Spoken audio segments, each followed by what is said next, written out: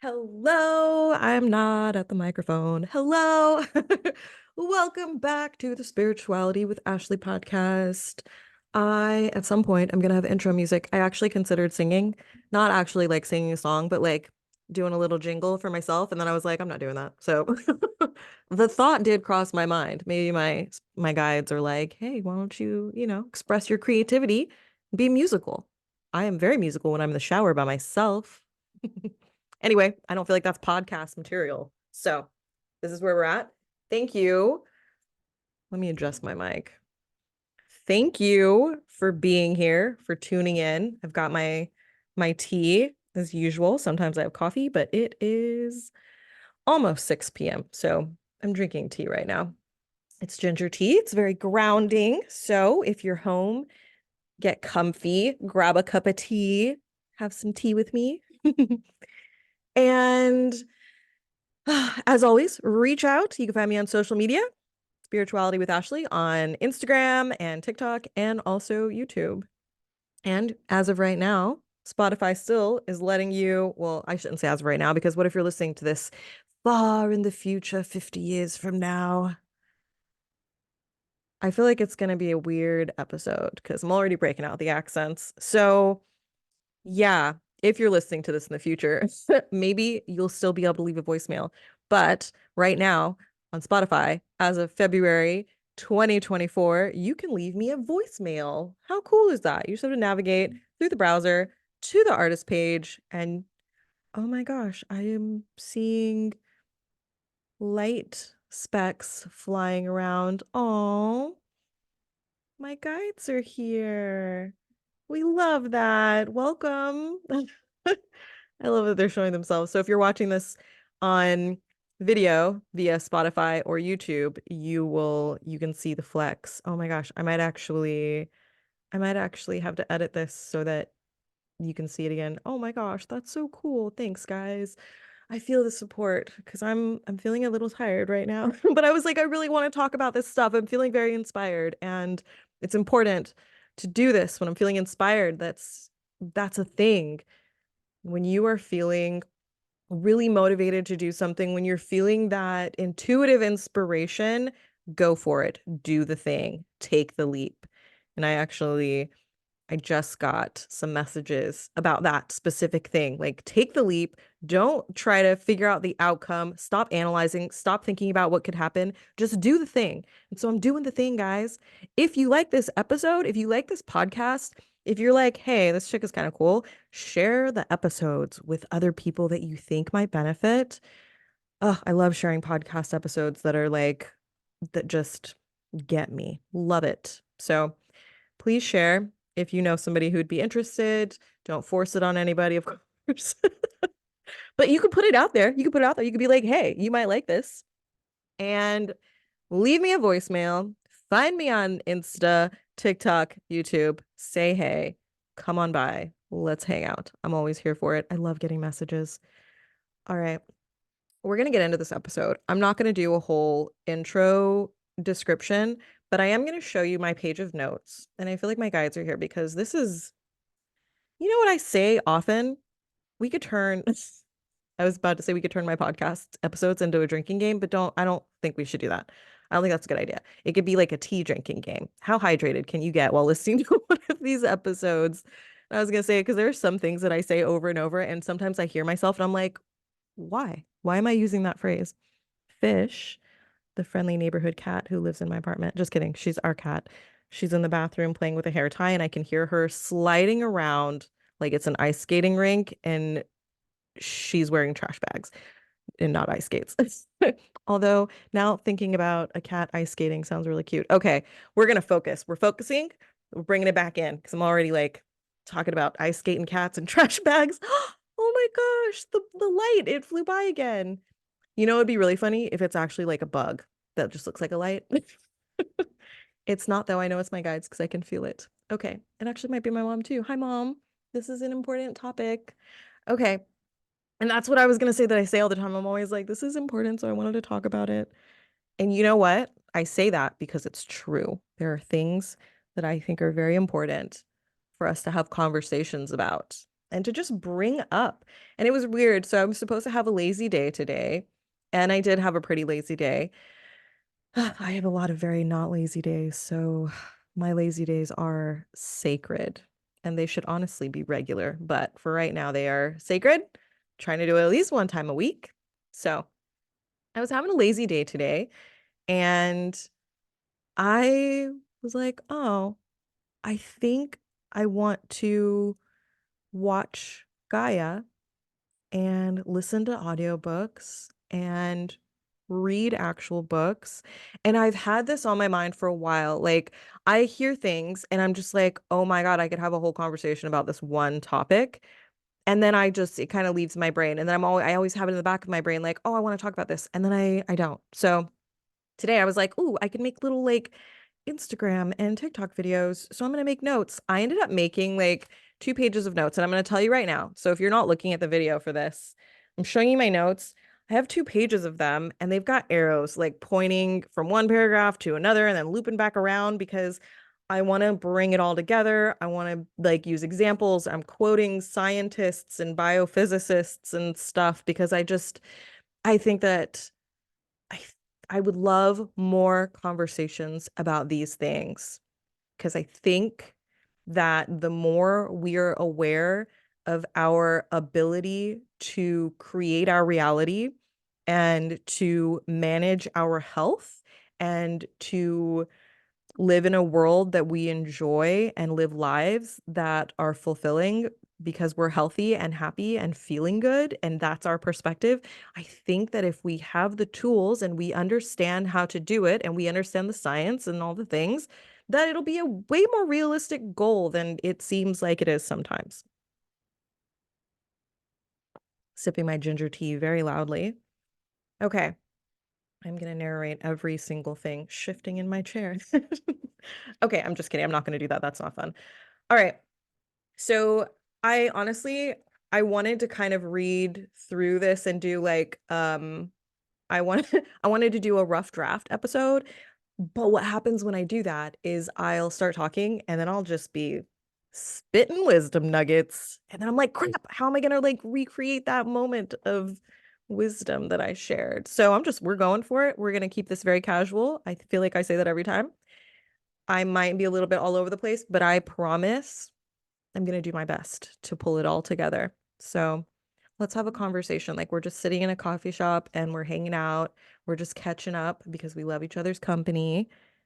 And let's get to it. I'm going to be talking about energy. We're going to be talking about quantum physics and like the science behind some things. And mindset. We're going to be talking about ego, health, healing, energy, how we can use energy to heal ourselves, how our thoughts are so powerful, and the kind of the science behind that. We have so much science to support all of this. And I'm saying this, I feel so passionate about these things. I last week, I don't know if it was last week, it doesn't matter when it happened, but I posted something on TikTok and somebody posted some comments and they were just like, you don't have any, where's your evidence? You don't have any evidence. How are you talking about this? You don't know. And I mean, I was talking about life after death. So yeah, I don't really have evidence for some of this stuff. Well, I don't have, scientific evidence that I can show you and publish in a paper right now. But I was realizing today when I was taking notes and I was essentially researching and studying, and I was like, man, there actually is science to support quantum physics. Literally, is the science proving energy, that everything is energy, that we're energy, like that our cells are energy. Our cells, did you know that our cells actually have like sounds? They have frequency, and you can listen to the sound of your cells. What? And you can measure the light in water. Like, what? Because you can infuse water with different energies in different ways with information. We now have technology that allows you to take the essence of a medication and transfer it into water. So instead of taking that medication, you drink the water and you get the same information, the good stuff that the medication's supposed to be doing to balance your body or fix whatever illness it is, without all the side effects, because you're just drinking water with all the good information that normally you would have to take medicine for. And then you get the medicine helps your thing, but then it has all these side effects and it causes other stuff. So, like, what?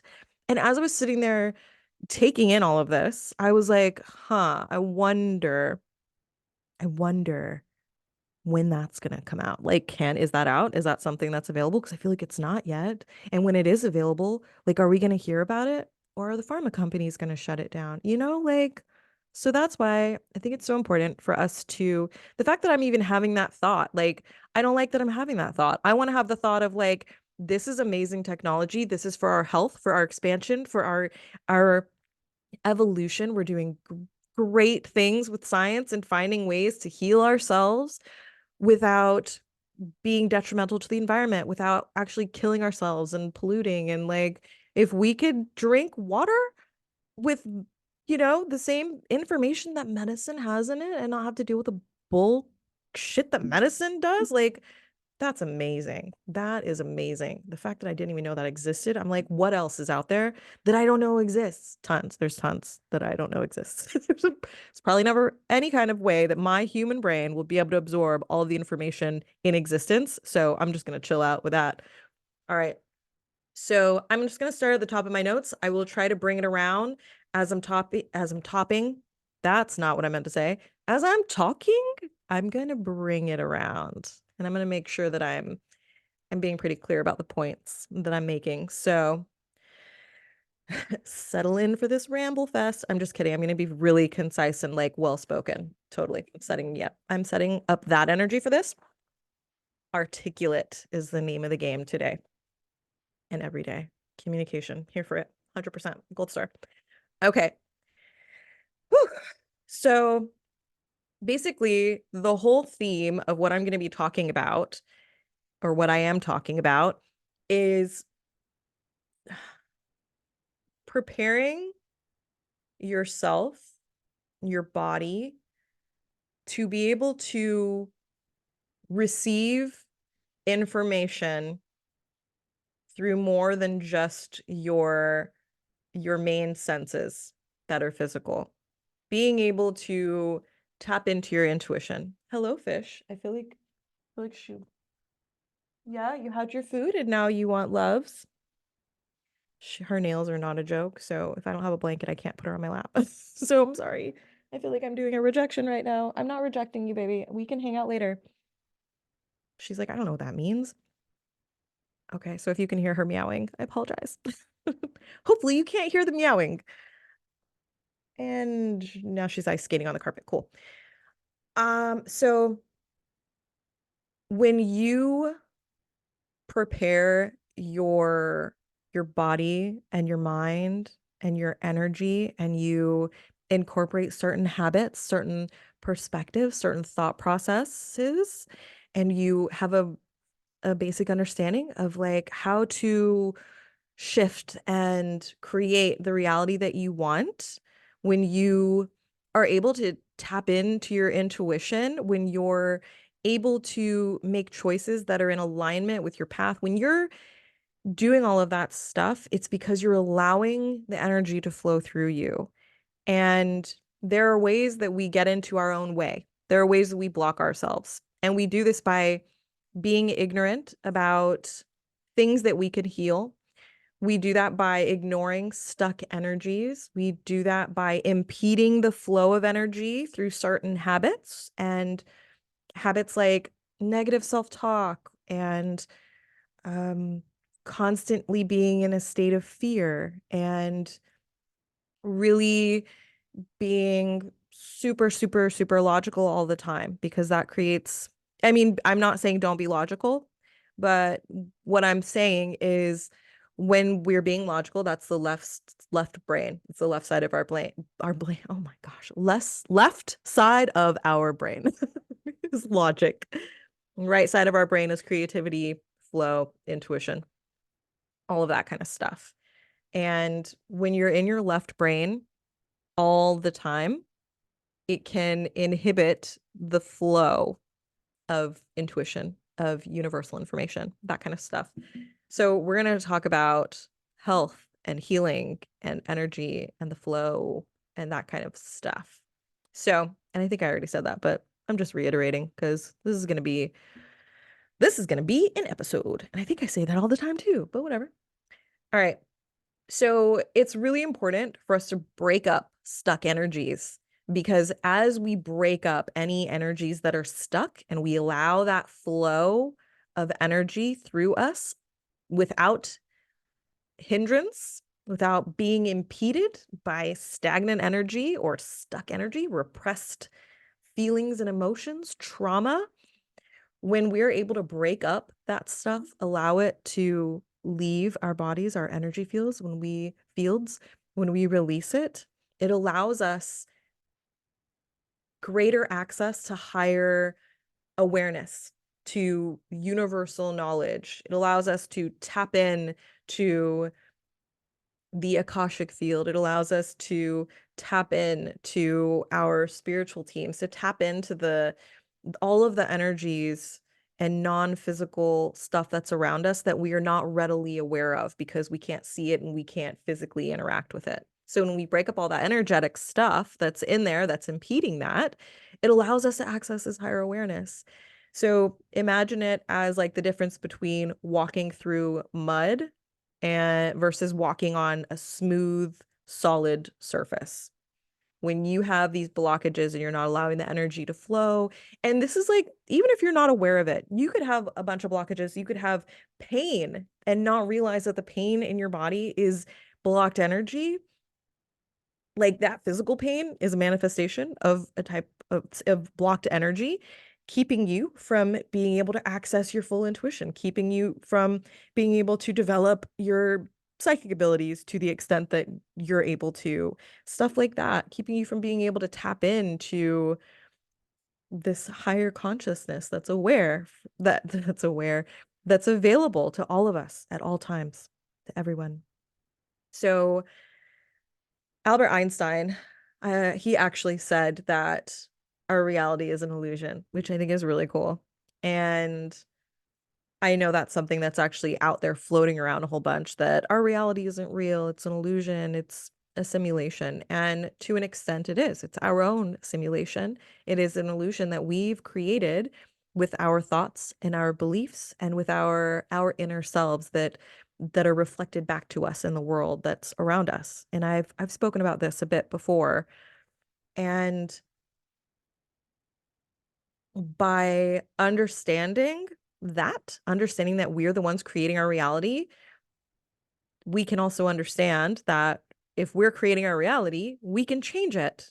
Because I don't know what I'm saying there. Yeah. I'm just going to move on to my next note. Oh my gosh. Okay.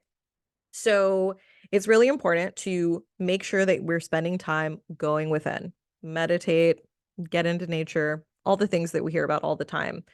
Go within, allow the external world to kind of fall away, and whatever that looks like for you, that could be a walking meditation where you're walking and you're focusing on the sounds that you're hearing outside and just being in that present moment. Meditation is really about being in the present moment, getting rid of expectations, letting go of worries, and just being in right now, right here. And when you're right now and you're right here and you're making that space for yourself to receive, that's when you're going to get that flow. And as you go within, you're able to discern obstacles in your path. As you take that time to go within, you'll notice where like things get stuck or things aren't flowing like they should. And then it gives you the opportunity to dissolve those things and work through them and release them, which allows you to become more aware of who you truly are, which is essentially an eternal being, an eternal soul whose existence is love. Like we are love at our core. And I feel a little weird saying that because I feel like so many of us don't feel that. I'm I have moments where I'm so good at coming from a place of love, and then I'll find myself saying something in judgment. And I'm like, whoa, of myself, of other people. And I'm like, whoa, where did that come from? And whenever that happens, it's me letting myself know that's something that needs to be released. That's something I need to work on. That's a belief that I have or a thought process that I have. And whatever I just saw and judged is challenging that thought process. So it's something to examine. If you're not coming from a place of love, you're coming from essentially inversely a place of fear or hate or a place of negativity. It could also be a place of confusion, a place of anger, a place of sadness, um, all of those things, cynicism.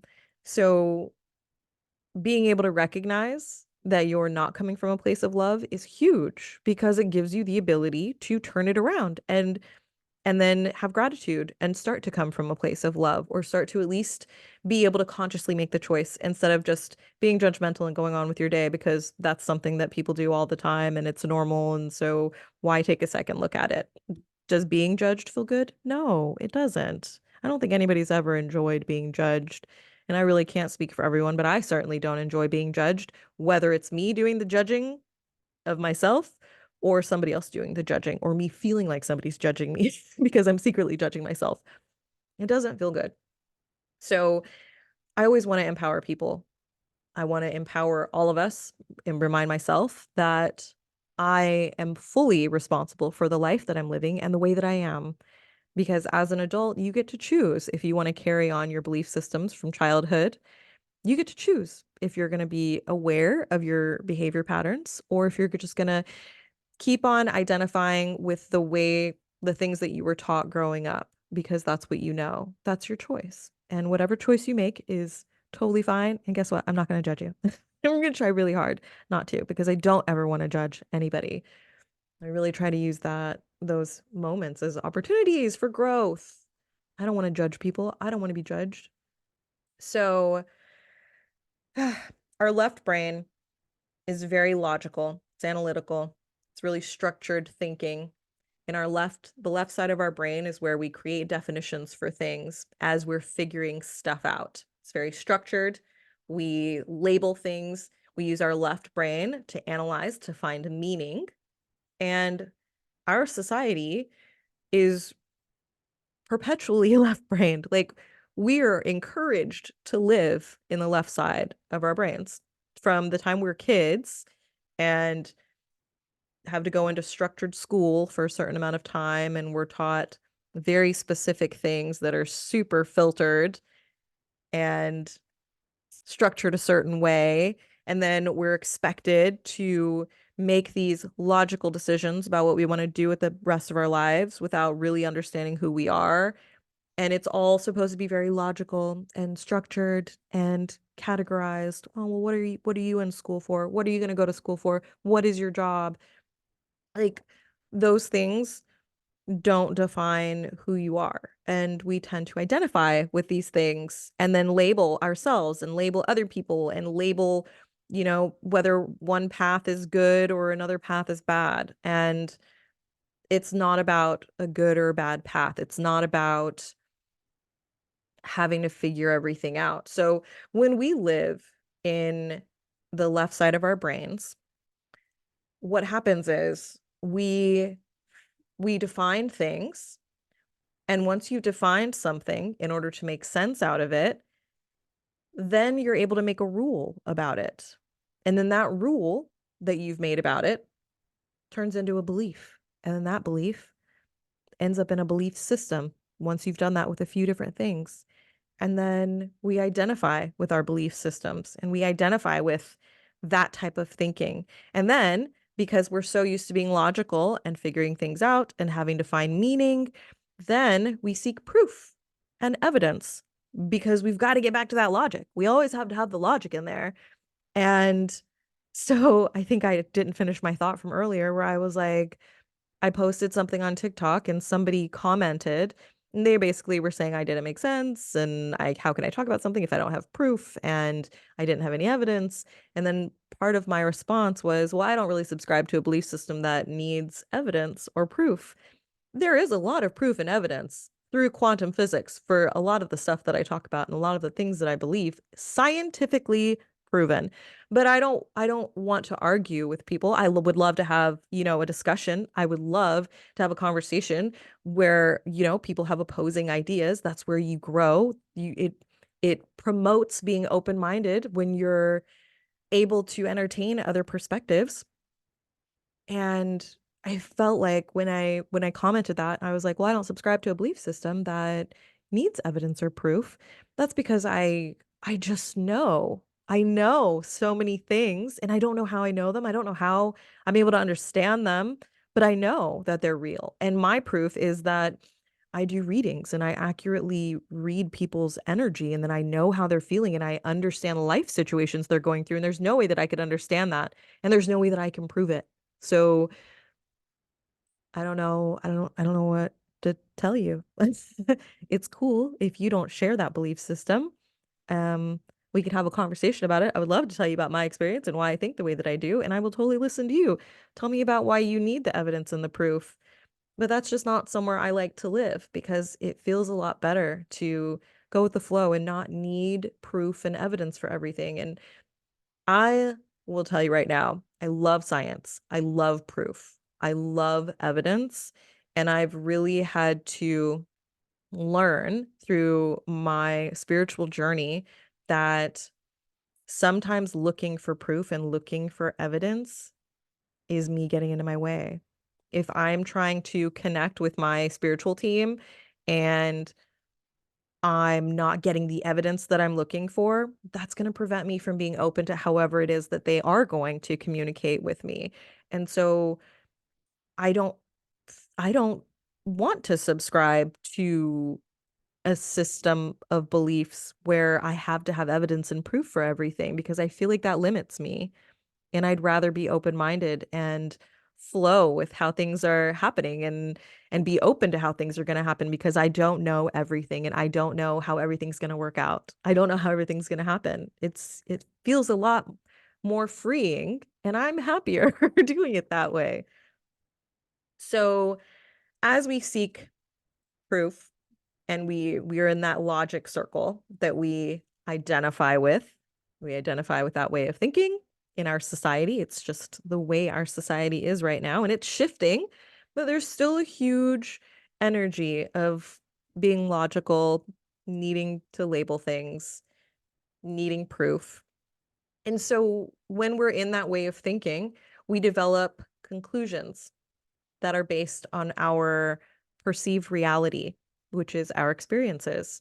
And when we develop those conclusions, we use those conclusions as proof or evidence for why that conclusion is true. And we allow our fear to create negative interpretations because we're going based on logic. So I really loved this example from who gave the example? Oh, I forgot his name and I didn't write it down. Ah, it was such a good example.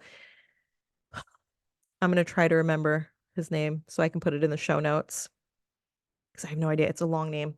He used the example of a boy, let's say like a 15-year-old boy who asks there's a girl, he has a crush on her, and he's like, okay, I'm gonna get up the courage, I'm gonna go ask her out. He goes, he asks out the little girl that he has a crush on, who's also 15. I said little girl, but they're the same age. It's fine. He goes and asks her out, and she immediately like clenches up, gets really tense, and looks really uncomfortable, and she's just like, no, I don't want to go, or no, I'm not going on a date with you. And so he interprets that as rejection. He takes it personally. He's like, oh my gosh, she doesn't like me. And that's how he perceives the situation based on what he sees with his eyes and what he hears with his ears and how he's feeling in the interaction. He doesn't know that that girl asked her dad if she could date, and her dad said, no, you absolutely cannot date. You have to wait for a year before you're able to hang out with boys or date. And so what the 15-year-old boy was actually seeing was her being embarrassed and her feeling shame and being angry that her dad wasn't letting her do it. It wasn't, she actually liked him, but her reaction that he perceived as rejection clouded his perspective. He interpreted it through his lens, and he he drew a conclusion from that experience. And then that created a fear in him that he wouldn't find somebody that he liked, because then he asked out another girl, and she was a cool girl and hanging out with her friends, and he went up and he was like, "Hey, would you like to go to a movie with me?" And she laughed and said no.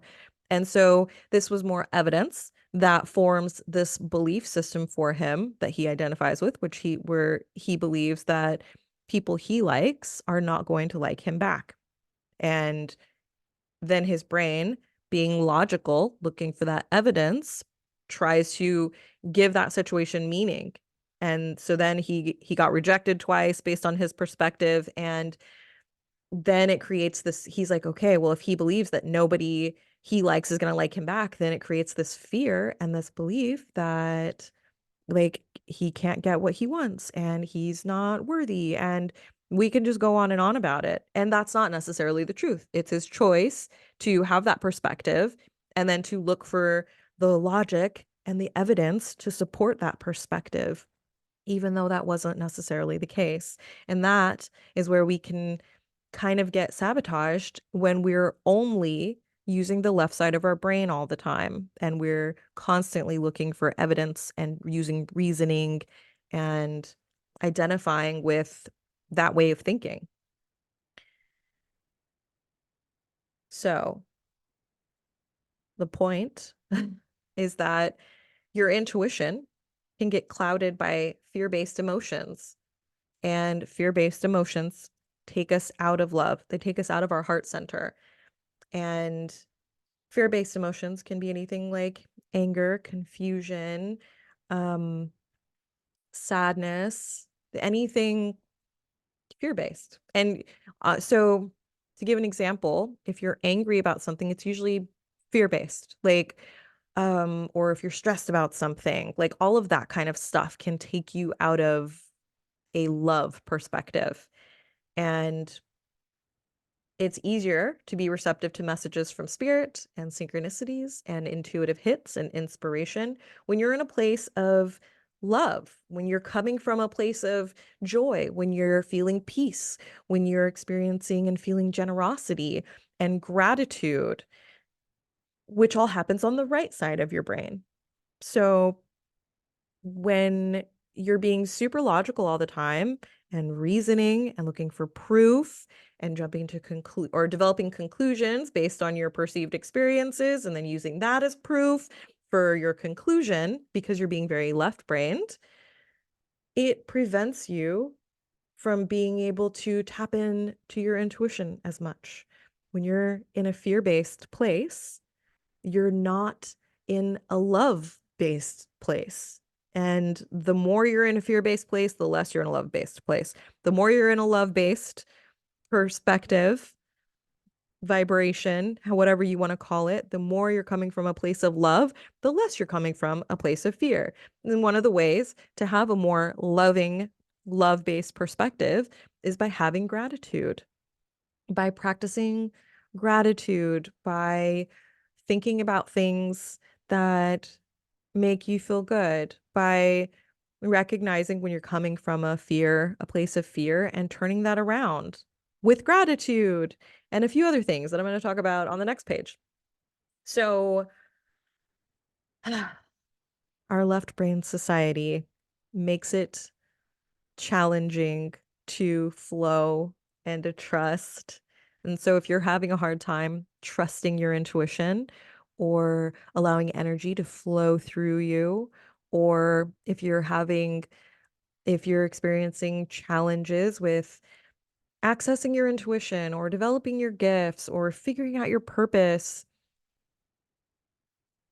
have gratitude. Think about things that you're grateful for and try to get out of that left side of your brain. Try to be more aware of when you're being very left-brained and find more balance between left brain activities and right brain activities. And I'm not even going to get into that because that's not what this is about.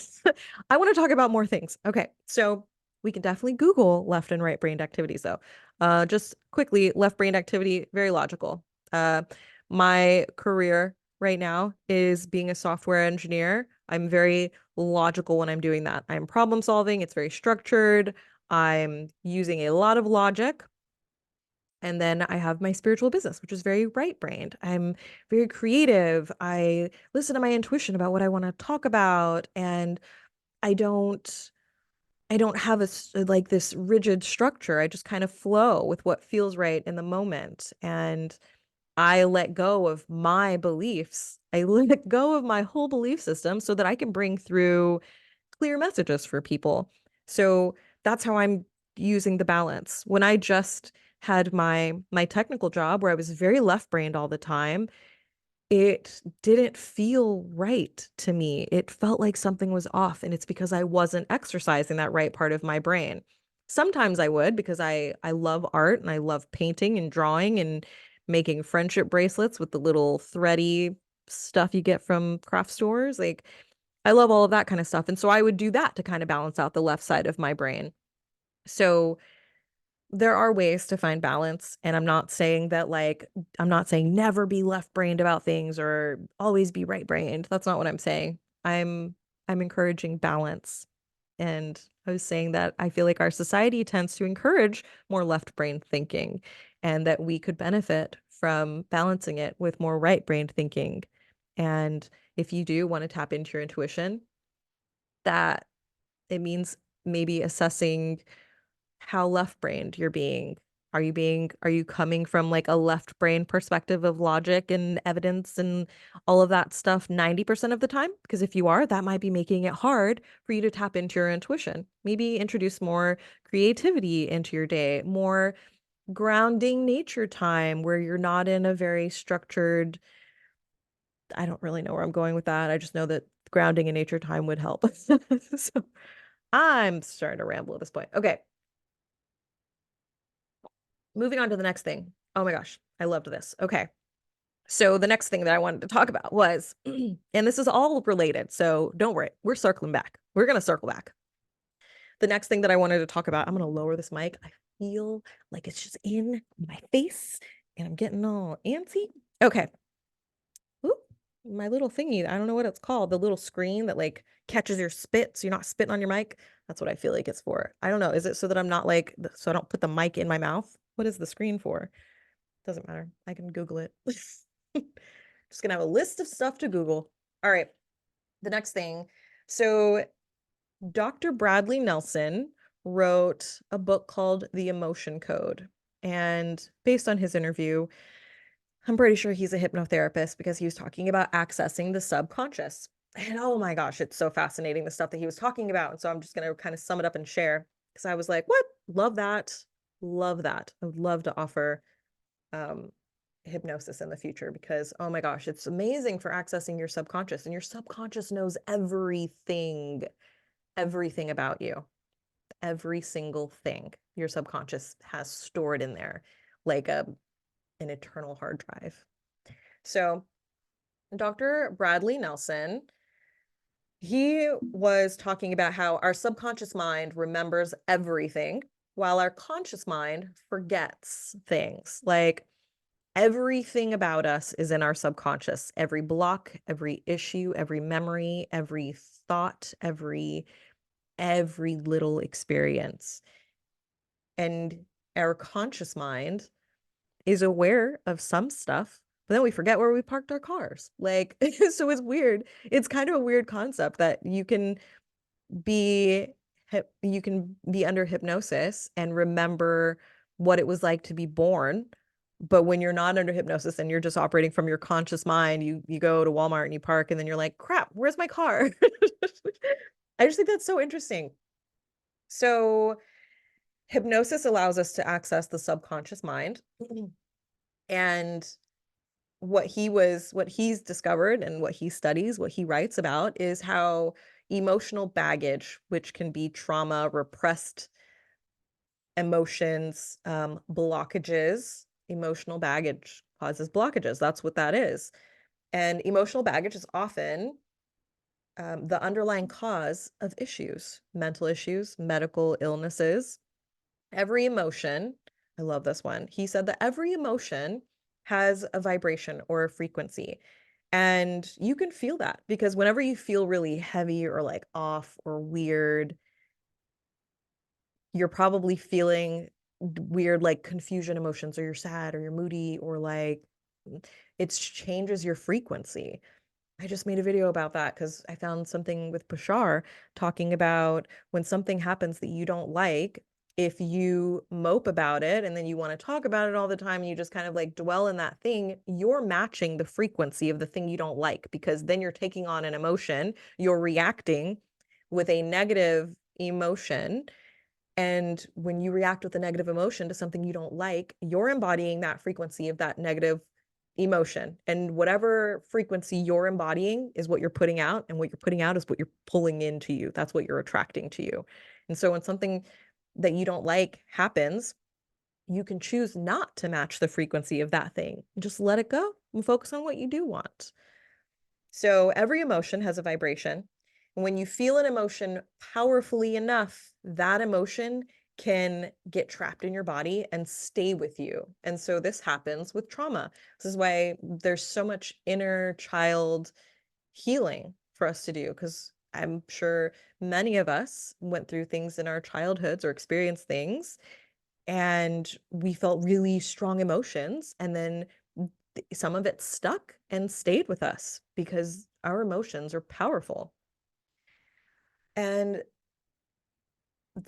he had an example of this, and it was a lady, a woman who came in to see him, and she was saying that she felt like she was having a heart attack. Her arm was hurting, her chest was hurting. I think her arm actually was losing feeling, and she was really not feeling great. And so he brought her in, and he decided to talk to her before calling an ambulance. And because he was like, well, hold up, because he knew that the subconscious knows everything and that we store stuff in our bodies. And so as he was talking to her, he was asking her these questions, and he found out that 3 years ago, she was married to a guy who had an affair, and he was the love of her life. She thought they were going to be together forever. So when she found out he had an affair and they got divorced, it shattered her heart. She was so heartbroken. That grief was so intense. She went to counseling for a year to work through it, and she thought she had. And so she got remarried, and she just thought her ex was her ex. She wasn't like dwelling on it, but she felt that heartbreak so intensely that it stayed with her. A part of that energy got stuck in her heart, in her energy center, her heart. And that grief, that loss, which is the shadow of the heart, or the negative, not the negative, when you have repressed stuff in your heart, it's often grief, loss, that kind of thing. And it was so stuck and heavy that it was creating physical symptoms. She was remarried and not even thinking about it. She was happy in her marriage, her new marriage. And so she went in to see the doctor, or not the doctor, well, the hypnosis guy. And he found all that out, and he was like, oh my gosh. And so he put her under in hypnosis, and I think. And she, in recognizing that stuck energy, her subconscious knew that that stuck energy was grief from her marriage. And so she did find out he did hypnotize her after hearing her story, because he was like, I think that's a stuck emotion. I think that's emotional baggage manifesting as a physical issue. And within a few minutes of her subconscious releasing that information, the pain in her arm went away. She no longer felt bad. It didn't feel like she was having a heart attack, and she was out joking and playing around with his staff. Didn't have another heart attack issue again. Owns a horse ranch in Oregon or something like that, and she's totally fine because she was able to release that grief once she was aware of it. And that often happens in sessions with people. And I think I talk about Akashic Records readings the most, but it can also happen in psychic readings and intuitive readings where you're not aware of stuck energy. And this happens a lot it comes up a lot in my readings because I'm really clairsentient. And so I can feel when somebody has stuck energy in their body, in their body parts, in one of their chakras. And your chakras are also related to your organs and different systems in your body. So feeling something in a chakra can also point to other bodily systems and stuff. And so when somebody comes in for a reading and I'm feeling into their energy, the very first thing that I do is I do a body scan and I zone in on where I'm feeling pain or tension or stuck energy because it just feels heavy, like tight and just like you can tell something's not flowing right there. And being able to point that out to somebody can be so helpful because you don't always know that that's a thing. I had a reading one time and the person told me that I wasn't breathing. And like, I was like, what? And I realized, I was like, oh my God, I don't. I hold my breath a lot. And it ended up being from childhood anger that was actually sadness from some stuff that I experienced. And it was so visceral and intense that it stuck with me to the point where now, decades later, I'm not breathing fully because of that, because I've got it's stuck in my heart chakra. So yeah, super interesting, right? Anyway, so I thought that was profound. This is one of the ways that a reading can be healing, just throwing it out there, just knowing something that you were ignorant about or unaware of can start the healing process and allow the release to begin to happen. So, all right. Oh yeah. So when you're feeling heavy or off, this can indicate blockages. When you're feeling kind of like, oh, weird. This happens to me occasionally. I'm I pick up on a lot of different energies and sometimes I'm picking up on stuff and I'm like, is this me? Is it just in my regular everyday life? And I'll get really overwhelmed. I'm also just very sensitive to energy. And so if I'm not being very on point about grounding, doing my spiritual practices, resting, doing self-care, taking time for activities that I enjoy, that are just fun, if I'm not doing those things, I can get really bogged down with stress and heavier energies. And so when I'm feeling off, I usually know that there's some kind of blockage and it can be caused by thoughts, emotions, and it can also be caused like feeling heavy and off, and it can also be caused by physical symptoms and illnesses, which again can lead back to thoughts and emotions that are stored or repressed, or belief systems that are not serving you. And so you can cleanse your energy field and strengthen your immune system by focusing on love and gratitude to overcome fear, to overcome the negativity. And it's important to strengthen your immune system because when your immune system is low, when it's not strong and at its best, it lowers the potential for your body to be able, or when your immune system is strong, it lowers the potential for your body to be able to host disease, to host illnesses, to host heavier things. When your immune system is low, you're more susceptible to illnesses and disease because of the energetic signature that you're embodying. And it's easy for repressed stuff to grow. You know what I mean? Like, okay, well, maybe you don't know what I mean, but so let's say you have some repressed energy that stays repressed and stuck and blocked. After a while, if you continue to ignore it and continue not to pay attention, continue to ignore the pain, continue to cover it up and put band-aids on it, it can manifest into actual like illnesses and not just be an inability to breathe or a pain in your chest or one of your chakras feeling stuck. It can turn into disease like cancer and stuff. Everything is energy. Everything has frequency. And when you translate that into the physical world, it can manifest as stuff. So being happy and loving and open can help to strengthen your immune system. Practicing gratitude can help to strengthen your immune system. And I think it's wonderful to have these tools to empower ourselves to do what we can so that we can live healthy, happy lives and allow our energy to flow and tap into all the guidance that's available to us.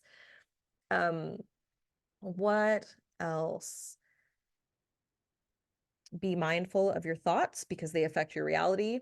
Negativity is based in fear, so drop the fear to create a better reality. Your thoughts create your reality. Your thoughts are not just these things that are hanging out. Dr. Bruce Lipton talked about this and I loved it. His personality is so cool. He was saying that thoughts are not just floating around. They're not just these things that you have, then they leave, and then it's gone. It's like it never happened. No, that's not how that works. Your thoughts are translated by the chemistry in your brain. And this is, I'm essentially quoting him because he said it so succinctly. Your thoughts are translated by the chemistry in your brain. And then the chemistry is released into your blood. And your blood is the environment that shapes behavior and genetics. Think about that. Can we break that down for like a second? Our thoughts in our heads are translated by our brains, by our brain chemistry. Different thoughts produce different enzymes and different things, different chemistry. I'm not going to get into it because I don't really know the science behind all that, but our thoughts are translated by our brain. Our brains control our body. So we have a thought, it's translated by our brain chemistry, the chemistry in the brain. That chemistry, through that thought, our brain interprets it and releases it into our bodies, into our bloodstream. And then that blood is the environment that shapes our behavior and our genetics. That means that our thoughts are not just things that float away. Our thoughts create stuff. So it is so helpful to understand that if you're having thoughts of gratitude and uplifting thoughts, they're going to create a more uplifting, positive, nice reality than if you are constantly dwelling on thoughts that don't feel good and thoughts that are not serving you. I just thought, I was like, oh my God, I love the way that he put that because I was like, what? Like brain exploding emoji. um, and then so interesting. He was also saying that our fields, we were talking about, he got into quantum physics a bit, and he was saying that the definitions for field, like energy field, and spirit are the same. The definition is invisible moving forces that influence the physical world. Your energetic field is an invisible moving force that influences the physical world. Your thoughts affect your energy field. The way that you feel affects your energy field. Everything is energy. Your energy field is what attracts things to you in your life. So if your energy field is full of negative thoughts, you're going to attract situations and people that reflect that to you. So interesting. I love it. I love this stuff. And so when you're in pain or negative thinking, if you're like chronically in negative thinking, you attract experiences that reinforce your state of being.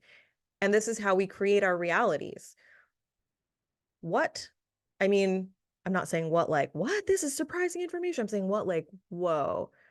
Think about that. I'm going to repeat it. When you're in pain or negative thinking, you attract experiences that reinforce your state of being. You're creating your reality with your thinking. So we've been talking about this the whole time. I have this quote from a book I'm reading by Sherry Dillard. It's called Discovering Your Psychic Type, which is really, really interesting book if you're into it. And one of the quotes that I borrowed from her is, we recreate our wounds in order to heal them. Our conscious mind is usually unaware that we are doing so. Yet what drives our behavior is what lurks within us that is in need of healing. So have you ever heard of somebody like marrying one of their parents? And I don't mean literally marrying their parent. I mean marrying somebody who is just like their parent. And then so they end up in like a relationship that's dysfunctional because they didn't have a good relationship with their parent. They were trying to escape that relationship and then they ended up doing it like through marriage. And I can personally attest to this because I I had a very close relationship with my mom. It was a bit tumultuous. Love her so much. She was a wonderful person. We both had our stuff, and so it caused some tension between us. We both had unresolved trauma. And I was like, oh, I don't want to marry, somebody like my dad, and I don't want to marry somebody like my mom. I want to marry somebody totally different and break the pattern. And so I married this guy who turned out to be a different version of my mom. So it was like I married my mom, and it was reflected to me in a way where, oh, this is important to talk about. I saw another one of the little floaty things, floating little light beings. So that marriage was necessary for my growth because I grew so much learning about myself in that relationship, and in learning all of those things and having my relationship with my mom reflected back to me through my relationship with my ex-husband. I was able to notice things about my relationship with my mom so that I could heal from that relationship and have a healthier relationship and be healthier myself. And had I not married somebody who was very similar to my mom, I may never have reassessed the way that I was showing up in my relationship with her. I may never have grown in the immense ways that I did.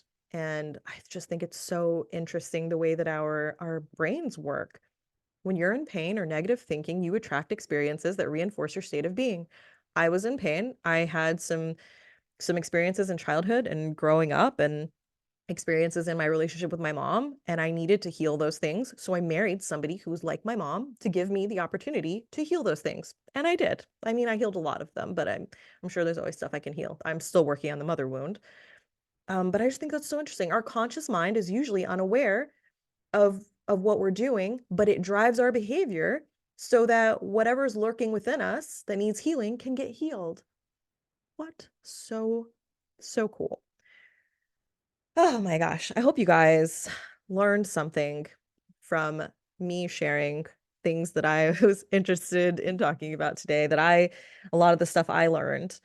I really hope that there was something that you could take away from this. And again, if you know anybody who could benefit from this, if you know anyone who's suffering from energetic blocks or maybe negative thinking patterns, or people who are just interested in personal development and growth who could benefit from this, please share it with them, because this information needs to get out there. More people need to be aware of this so that we can all take responsibility for our lives and be able to make choices that are going to serve us.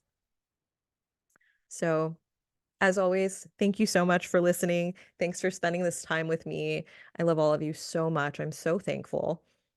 If you liked the episode, let me know. Remember, you can leave me a voice message on Spotify, or you can reach out to me through social media. Until next time, guys, this was amazing. Thanks for allowing me to talk about the things that I'm passionate about. And like I usually say, until next time. Until next time.